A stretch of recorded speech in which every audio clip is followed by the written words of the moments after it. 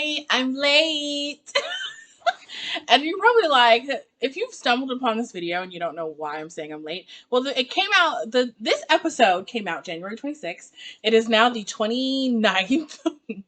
It's now the 29th. I'm 3 days late. I'm usually like right the day after. Maybe I'm just 2 days late. I don't know.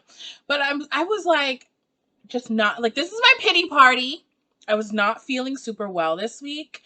I have like some sort of gland situation. My face was like the size of a pumpkin, and it was my birthday the previous weekend, and I had the worst. Like, this is like the no pity party over. That's not what we're talking about. So this is my birthday balloon. You have no idea. These are my birthday balloons. I'm assuming most of the people who watch this are going to be, because my last video, I gained a lot of followers. So hi to all those people. Stop. I gained a lot of followers from my Big Sky series. So I'm assuming that y'all who are subscribed are going to click on this and wonder, where is your video? I literally subscribed because you did the Big Sky. Okay, here I am. Hi. Okay, pity party over. Let's start with this episode. So, surprise! Legarsky pulled a surprise, bitch. He's like, hey guys, I'm not dead. The bullet just grazed my brain. And now we were talking a little bit of mess. Like, remember we were talking a little bit of shit about how she shot him and he was still talking? It's because I guess it just grazed his brain or whatever, so he's not dead. He's just hurt, injured, comatose. I bet he's gonna come out his coma and he's gonna be like, oh, what's going on? I don't know what happened. I'm a completely different person. You know, brain injuries change personalities. I don't know what's going on. Like, if he comes out like that, I'm going to punch him in the face. I'm going to jump through the TV screen and punch him in his fucking face. That's excuse my language, but that's how I feel about it. Oh, I have a bookshelf. Y'all don't care, but here we are. So we know that Cody's been dead for a while, but the women of the show, Cassie and Jenny, find out for sure that Cody is dead, and they have to like go through that. Let's just check in emotionally. Where are we all at? So basically, Jenny is destroyed. Her husband is dead. She's now officially like a widow, and I think it was kind of surprising to me that they were really holding out that level of hope. But it's like, if they're going to kidnap the girls and the girls are alive, why wouldn't they have him? But it's like, it's a different business to kidnap a grown man. I mean, it is a different business. Like, be honest. So I would have assumed earlier that he had passed, but I think that they were just so hopeful. They just didn't want him. He was, and they did a good job in this episode emotionally showing the impact of Cody and how he was a big part of their lives, even though he had so little screen time. They did a good job of showing that. We'll get to the funeral and towards the end. But so that's where Jenny is at emotionally. And she's doing that whole stereotype of, I can't just sit around and grieve. I need to work. I need to stay strong. And I think that stereotype on TV has a place, but I also think I want to say that a lot of people don't work through grief by just sitting at home and sitting in it. A lot of people do work through grief by working and continuing to work and do the things that they feel like give their life purpose. And that's that's just anyway. So I don't think that's. I don't think that's big of a problem to work, even though you should be grieving or taking a break at home. I don't know. That's just me. Like, you probably don't agree with that. Like, maybe you do, but I don't know. That's depending on who you are. Okay, let's talk about who or else do we need to check in emotionally with. We check in with Cassie. She's not doing great. She has PTSD because it's tough to pull the trigger. And I think I liked that in this show, because I feel like in a lot of shows, especially when people play law enforcement or they play gangsters and stuff like that, people just shoot people willy-nilly. And they just move on with it. Like, Legarsky just shot that guy, but he's like a sociopath. You see what I'm saying? So he doesn't feel that, like, deep sense of guilt or remorse or any of that kind of, or the turmoil that comes along with shooting a person. But like, I liked that they did that with Cassie. I think that the show does have strong points. We're starting off on the good points. I feel like emotionally the show is strong in this episode. So like, showing Cassie's PTSD basically after shooting someone and going through a shooting event, it's it's a lot. It's a lot to take in. And I liked that. I thought that was really good. Let's check in on the girls. Free the girls! They're freed. They're free, but they as well are going through like different levels and types of PTSD. I think that they cried and were so emotional when they were in it that like now they're kind of like it's calm after the storm. Like they are just like the different girls are handling it different ways. Like they're like gazing meaningfully out the window and all this kind of stuff. And then there's Jerry, who's like, let me say my opinion on Jerry. Jerry's like a tough bitch. I love her. Like I kind of like Jerry. She's like, whatever you need, I am here. Let's get this guy. Like, I was like, love it. Love the energy. And I was thinking to myself, I was like, they should add Jerry to the agency because Jerry, let's be honest, Jerry wants to be a singer. And I think that the arts are a legitimate profession and thing to pursue. But I think that Jerry needs a job right now. You know what I mean? Like, she needs a job that's not going to have her out on the street at night. Like, towards the end, when she's out on the street at night and she runs into that ex or whoever he was, I was like, girl, why are you walking around at night? But I thought it was realistic in that Jerry didn't have a lot before she got kidnapped. You see what I'm saying? So she didn't have her own car. She didn't live in a super safe neighborhood. She didn't have a safe, steady job. So, like, she gets out of that dangerous situation, and Jerry is still kind of vulnerable and in danger. And that's, I mean, like, that's some true tea right there. I thought that, you know, we got to say the truth on that. We got to say the truth on that. So who else are we checking in emotionally?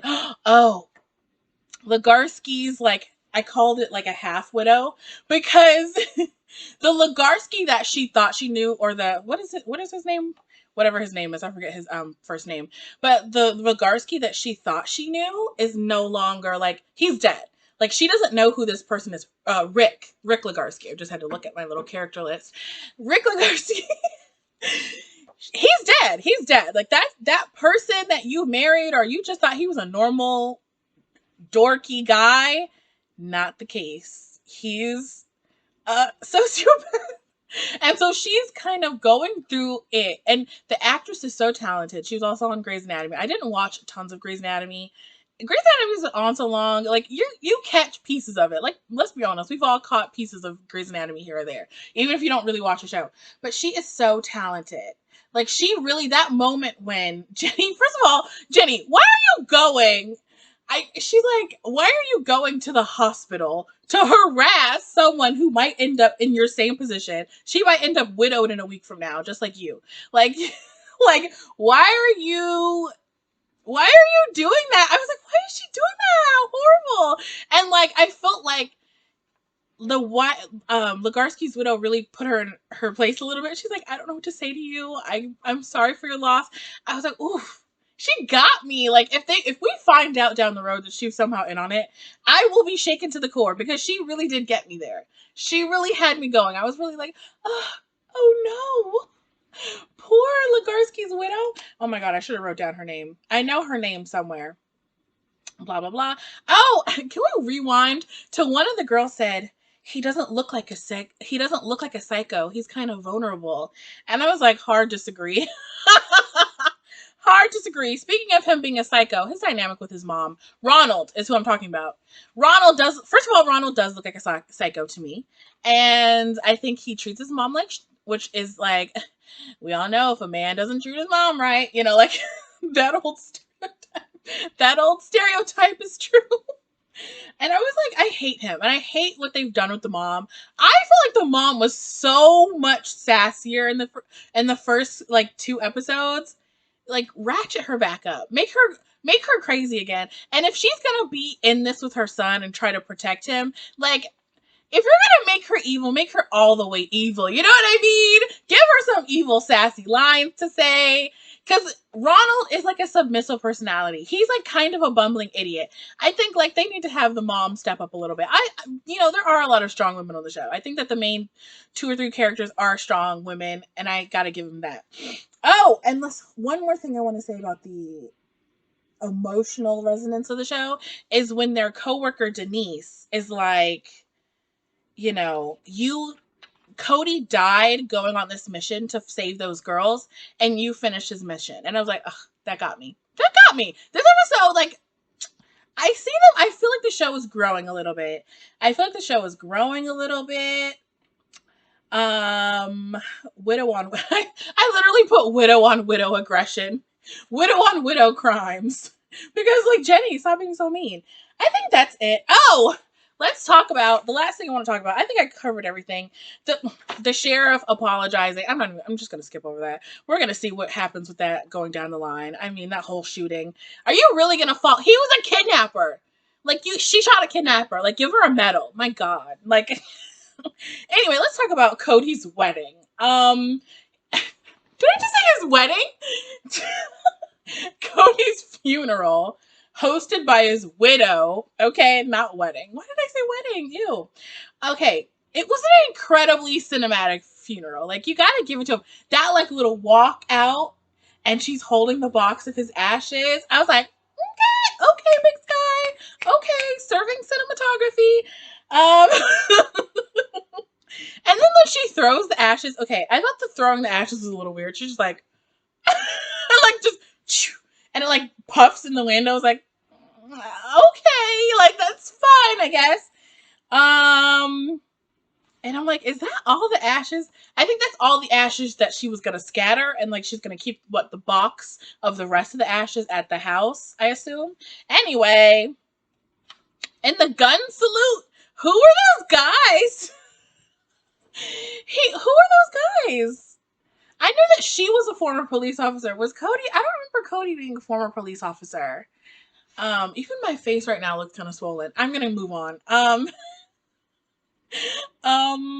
then it was like these are literally my notes. Ashes, spread ashes plus gun salute plus barn party ?